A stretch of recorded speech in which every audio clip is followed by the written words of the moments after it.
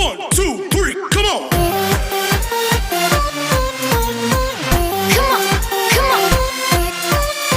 Good morning and welcome back to my channel.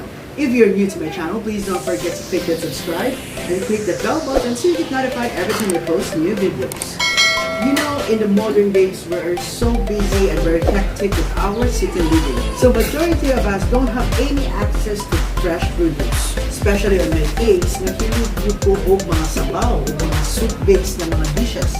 So, when I got this property 2 years ago, so I decided to create my own garden. Join me as I take you a tour of my own urban garden.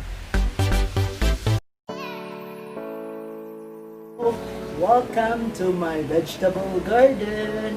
So as you can see, I have the superfood kamunggay. So takas na kaya mo kamunggay. See? Wow! Ang sa'y tawag ano mo? Bakit yung kamatis?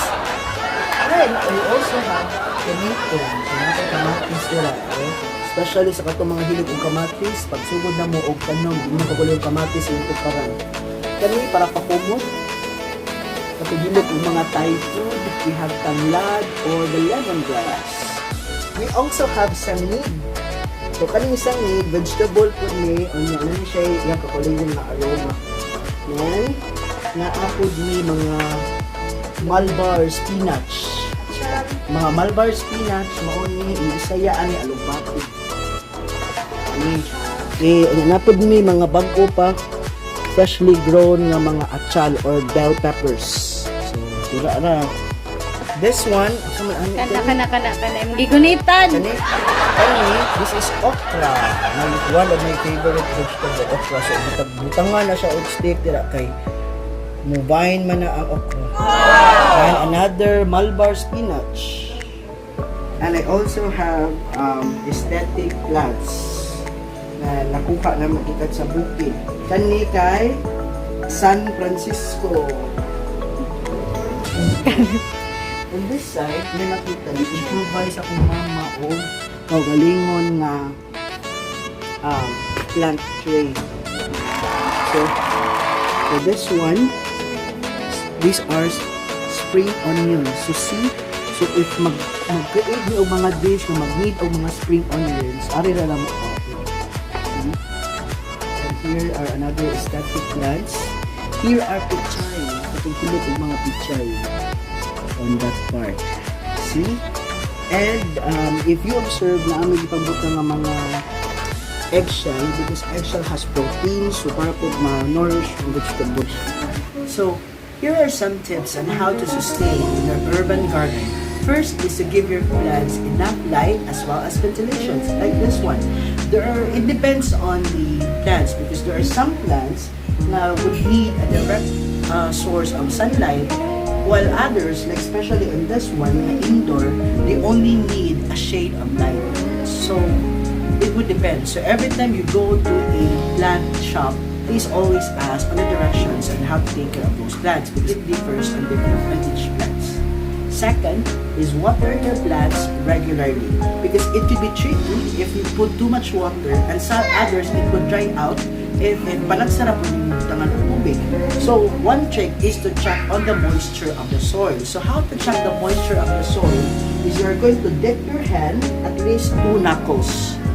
So 2 knuckles. And when you check sa 2 knuckles, if it's still wet, meaning moist pa ang soil. So meaning, hindi pa nito tubigan. But again, it would differ from each plant kung unsa ang iyang schedule of watering. Next is fertilize your plant every other week. So you could make a compost on the side. So actually, we have a compost over here. Our compost is composed of soil. We also have leftover foods and dried leaves. Ang isagol para mutambok ang soil. Then kanang soil, amo na siya i-mix sa ilang own soil para mo-nourish ang flower. Others also, we put eggshells like that one. We also place eggshells because according to study, eggshell has protein and it would nourish the stem or the entire plant. So lastly is to dust off the plant or put ribbon. So you need to dust off o imong tapuhan ang mga plants nimo. If possible, if kubihan jugay ka, imo siyang tapuhan because it would clog up the pores of the leaves. So mura po na siya og ang skin, especially sa the face. It will put a lot of powder, ma-clog up, and it would create pimple. But for this one, for the leaves, if ma-clog up ang pores, mahinder or mabar or mag-grow. So muna siya. And ma-lessen ang process sa photosynthesis. Since you are done touring with my... Quiet. Quiet, baby. We're done touring with my mini urban garden. I hope naka-inspire ko ninyo to make your own garden even sa inyong gamay nga backyard. You could do even just a vertical gardening, right? Now, join me as I take you to a short trip going to the mountain. Okay?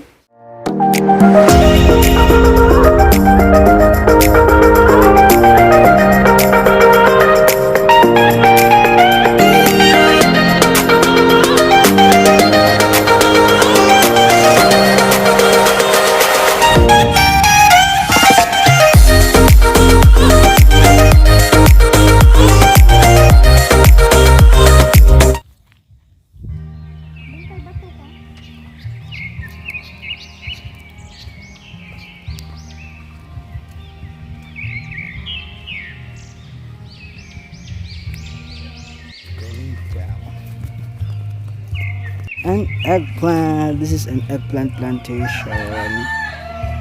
Here, there's a good eggplant.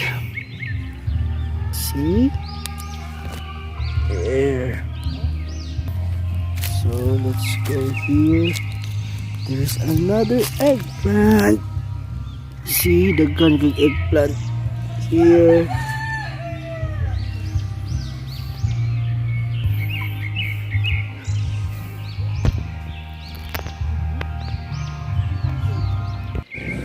Once in a while, magpa-bukid sa ta guys. Kay grabe kaayo.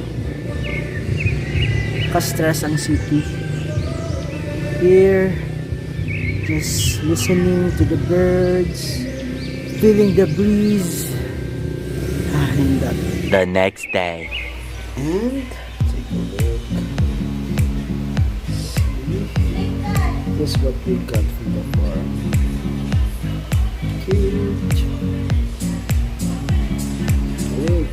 There you have it, guys. Hope you enjoyed my mini urban garden. Thank you so much for watching, and thank you so much for tuning in on my channel. If you like this channel, please don't forget to leave me a thumbs up, and if you're new to my channel, please don't forget to click subscribe and click the bell button so you get notified every time I post new video. Thank you so much for watching, guys. Hope you enjoy my little mini and humble city living. Have a great day. Bye.